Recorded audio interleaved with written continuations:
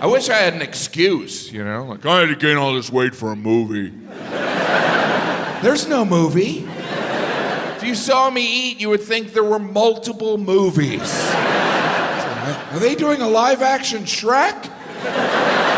This guy's gonna be perfect. Wearing my shirt untucked, the untucked shirt, the fat man's last hurrah. Next stop, Momo. You might see a guy with his shirt untucked and think, oh, was he in a hurry? Is he going casual? But you should know, someone very close to that man saw him with his shirt tucked in and said, don't do that. That's visually unpleasing.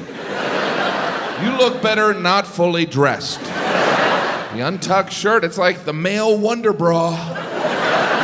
There's a surprise underneath, and you're not gonna like it. This is not an Untuck It. Untuck It, which is a brand of shirt. I do love those Untuck It commercials. They present it like some revolutionary technology. It's a shirt that can be worn untucked. Wow! Like a magic shirt? That's right. Can't other shirts do that? No, this is a special shirt. It goes with our unzipped pants and our unbuckled belt, and combined with your uncombed hair, you can look unemployed and be unwelcome in restaurants. That's unbelievable. This shirt is actually a 2XL. That's right, I did it.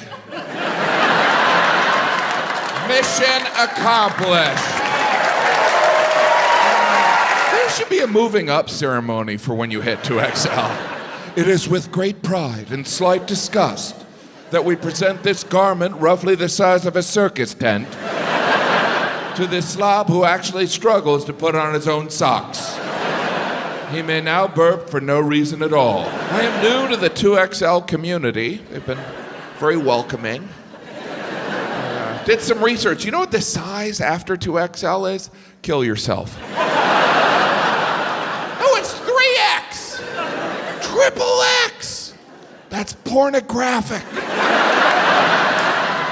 It's so fat, it's obscene. Triple X does sound like some fat-on-fat action. Oh, yeah. Oh, yeah. And I'm heading there, hopefully by the end of the show. I don't know what happened. All I did was eat abusively for 40 years. And suddenly I'm fat? That doesn't seem fair. I am now at the size, when I go in clothing stores, salespeople look at me like, we got nothing for you. And you can't use our bathroom. When I go out to eat, if I order a salad, the waiter's always like, "Aww, look at you try." I'm always afraid he's gonna gather the whole staff. The fat pig is trying. The fat pig is trying. Hi, husband.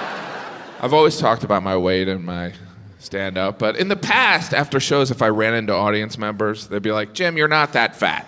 You're not that fat. But now after shows, people are like, good show. I like to eat. I like to eat. When you like to eat, what's weird is people assume you enjoy cooking. Well, you must know your way around the kitchen. I know where the food is. Well, you must love to cook. Look, I like to sleep. It doesn't mean I want to build a bed. The truth is, I don't like to do anything. Like when I order delivery, I'm kind of annoyed they don't know what I want already. What do I have to do, everything? I do sometimes lie up here. I'm not proud of it.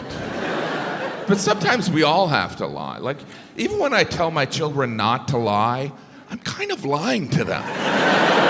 Some people are like, you should never lie to a child. And those people don't have kids. Because when you have kids, you lie to them all the time. You're like, you wouldn't like this ice cream. It's very spicy. I'd share, but Santa said I can't.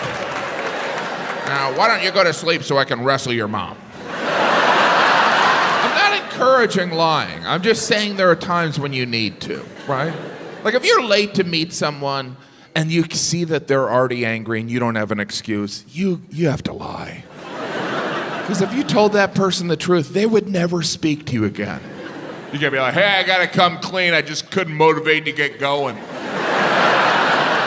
I mean, eventually I could. What I'm trying to say is I don't value your time. I've identified there are 2 times when it's socially acceptable to lie. To spare someone's feelings, it's okay to lie. It's also okay to lie to cover up a murder.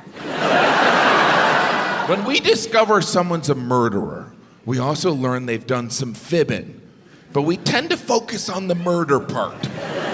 You never hear, I'm angry he killed that guy, but frankly, I'm more upset about the lying. It's the dishonesty that bothers me. Some trust has been broken. Speaking of lying murderers, I watch a lot of Dateline. I don't want to brag. Some other winners out there. If you're unfamiliar or you have a life, Dateline is a news magazine show, like 60 Minutes, but at one point, Dateline just went all in on murder. And it's usually spousal murder. Like if you watch Dateline, it appears most marriages end in murder. Every episode starts the same. They had the perfect marriage. But you know someone's getting killed. A husband, a wife, sometimes they'll get someone else to kill their spouse, which seems impersonal. It's like you took a vow, do it yourself. Anyway, I was watching this one episode of Dateline about this guy who murdered his wife. It was gruesome. I was watching with my wife on our anniversary. My wife didn't care. I mean, she wasn't thrilled I was taking notes. What are you writing down? This guy's just sloppy. It's like he's trying to get caught. If anything, this guy's plan was foolproof. What he did on his anniversary is he threw a party for him and his wife, and they invited all their friends so that they could see how happy they were. And then the next morning, he took his wife fishing. He rented a boat, he brought a cooler, some tackle, 3 concrete blocks, and a tarp. You know, for fishing. And he would have gotten away with the whole thing. But 3 months after his wife disappeared at sea, he got engaged to a stripper, which is kind of suspicious. And to celebrate their engagement, they dropped acid, as tradition would have. While tripping on acid, he admitted the whole thing to his fiancée. And she turned him in because she didn't appreciate the dishonesty. And as the episode ended, all I could think is, I'm a terrific husband. I've never even thought of murdering my wife. Well, I've never made plans to murder my wife. Well, I don't own concrete blocks. I see some of you are like, Jim, I don't like the murder jokes. I don't like them. But wouldn't it be great if in a week you learned I was a murderer? Because then you could brag. You could be like, oh my gosh, we were at the taping for a special. And he had all these jokes on murder. Were they good? Not really, no. He was better at murder than comedy. We are a country that loves to bet on horses. Every spring we track the 3 races of the Triple Crown, and every spring I always have the same thought. We're still doing this? Is Woodrow Wilson president? But people love the Triple Crown. The Kentucky Derby, where people bet on horses while they're dressed like characters from Gone with the Wind. It's like prom for gamblers. Do you like my hat? I'm living in my sister's garage. They always announce the winner of each race on the news. You can always tell the horse was named by a guy on his 8th wife. The horse is always named like Viagra's Revenge.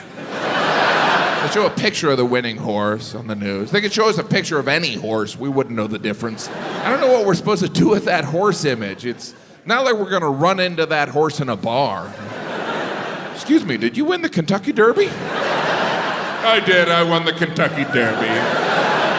Now I'm in a bar enjoying a Hefeweizen. There is the classic photo of the winning horse, right? They're always wearing that huge horseshoe wreath of flowers they stole from someone's gravesite. Standing next to the winning horse is the owner of the horse, who did not train the horse, did not ride the horse, and based on body language, has never really met the horse. Here the owner stands, looking like they've never paid taxes. Sitting on top of the winning horse is the jockey, who's dressed like he just came from a local pride parade. They always interview the jockey expecting some insight. They're like, how'd you win? The jockey's like, I whipped the horse and it ran. Very rare for a horse to win all 3 races of the Triple Crown, mainly because they're horses and they don't care. Mostly they just want someone to stop whipping them because they're horses. I didn't know this. After the Triple Crown, all those horses retire. They retire at the age of 3, which feels early. They retire and then they're sent out to stud. Those horses get paid to have sex, which in some ways is better than winning the Triple Crown. That's like the quadruple crown. That's got to be an adjustment for those horses. Like, hey, remember when we whipped you and we wanted you to run? Well, now when we whip you, we're going to have you do something a little different. How many horse jokes is this guy going to do? I never thought I'd miss a murder joke. And if you haven't noticed, I know nothing about horses. I don't horseback ride, mainly because I prefer to be comfortable, and it's not the 1800s. I'm sure the horses aren't thrilled either. They're like, why am I carrying you around? I saw you drive up in a Honda Civic. But people like the horseback ride. I have a friend, she told me the reason she enjoys horseback riding is because she loves horses, which seems like a strange way of expressing love for something. Making it carry you around on its back. I mean, I love my great Aunt Katie. I'm not gonna make her carry me around on her back. I don't even know why we have to specify that it's horseback riding. Other people are like, hey, you wanna ride a horse? What part? The part that looks like a seat, the back. Oh, good, because I've done horse ass riding. I should probably tell you, the rest of the show is all horse jokes. Is he serious? There are different types of horses. He's gonna keep going, isn't he? No, there are breeds of horses, right? Which is different from horse breeding. I don't know if you've ever seen 2 horses breed, but that'll keep you awake at night. If you've never seen 2 horses breed, do not YouTube it. Do not YouTube it and print out still images. Don't do that. Don't affix your face on one of the images and show your wife think it's funny. She won't think it's funny. It's strange how we treat horses. We give horses shoes. I don't even know if horses need shoes. We give horses shoes that are metal. Metal? That's worse than Crocs. That must be hard to shop for, right? Do you have anything in metal, but not a slip-on, something I could nail to my foot? And when we're not doing that, we're literally tossing the horseshoe around as a game. The horse must be like, what the hell are you doing with my shoes? The horseshoe, a symbol of luck for everyone but the horse.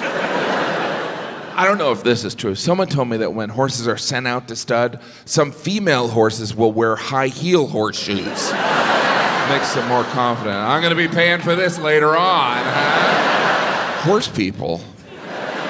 And I'm not talking about people that are half horse, half human. No, people who own horses will tell you that the horse can't even feel the nail going in their foot.